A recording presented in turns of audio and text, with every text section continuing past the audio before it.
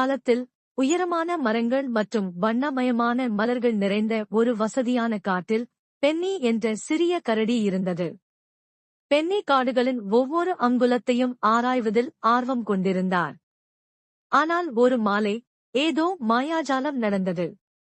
சூரியன் மறைந்து வானம் இளஞ்சிவப்பு மற்றும் ஊதா நிறமாக மாறியதும் பென்னி கரடி தனக்கு மேலே ஏதோ பிரகாசிப்பதைக் கண்டது.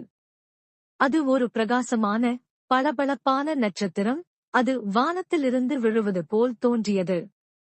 நட்சத்திரம் காற்றில் விழுந்து புல்வெளியில் மெதுவாக இறங்குவதைப் பார்த்த பென்னியின் கண்கள் ஆச்சரியத்தால் விரிந்தன.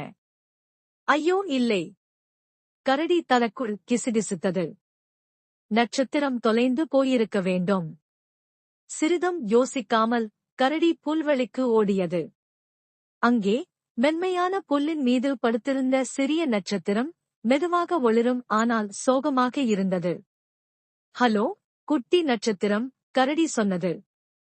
நீ மட்டும் இங்கே என்ன செய்கிறாய்? நான் வானத்தில் பிரகாசமாக பிரகாசித்தேன், ஆனால் நான் தவறுதலாக கீழே விழுந்தேன். இப்போது வீட்டிற்கு எப்படி திரும்புவது என்று எனக்கு தெரியவில்லை. பென்னி ஒரு கணம் யோசித்தான். கவலைப்படாதே, வானத்திற்கு திரும்புவதற்கு நான் உங்களுக்கு உதவுவேன், அவர் கூறினார். எனவே கரடி நட்சத்திரத்துடன் ஒரு சாகசத்திற்கு புறப்பட்டது. அவர்கள் மிக உயரமான மரத்திலுள்ள புத்திசாலித்தனமான ஆந்தையிடமும் நீரோடியில் இருக்கும் நட்பு முயலிடமும் கருவேல மரத்திலிருந்த புத்திசாலி அணிலிடமும் கூட ஆலோசனை கேட்டார்கள். ஆனால் நட்சத்திரம் வானத்திற்கு திரும்புவதற்கு எப்படி உதவுவது என்று யாருக்கும் தெரியாது. கரடி கொஞ்சம் சோகமாக உணரத் தொடங்கிய போது மரங்களின் வழியாக மெல்லிய காற்று கிசுகிசுத்தது.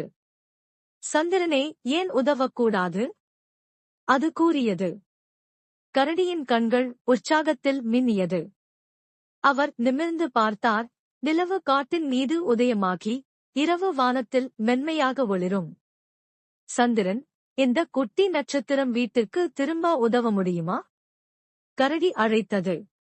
சந்திரன் புன்னகைத்து, நிச்சயமாக கரடி, நட்சத்திரத்தை மீண்டும் வானத்திற்கு எடுத்துச் செல்ல ஒரு ஒளிக்கற்றையை அனுப்புகிறேன் என்றான். ஒரு மென்மையான கூச்சலுடன் நிலவொளியின் ஒரு கற்றை கீழே எட்டியது. மேலும் சிறிய நட்சத்திரம் நட்சத்திரங்கள் மத்தியில் மீண்டும் ஒருமுறை பிரகாசமாக பிரகாசிக்கும் வரை மேலும் மேலும் உயரமாக மிதந்தது. நன்றி, கரடி, குட்டி நட்சத்திரம் வானத்திலிருந்து அழைத்தது. நான் இருக்கும் இடத்துக்கு திரும்பி வந்ததில் நான் மிகவும் மகிழ்ச்சியடைகிறேன். நட்சத்திரம் மகிழ்ச்சியுடன் அவருக்கு மேலே மின்னும் போது கரடி அசைந்தது. பின்னர் புன்னகையுடன் அவர் தனது வசதியான வீட்டிற்கு திரும்பி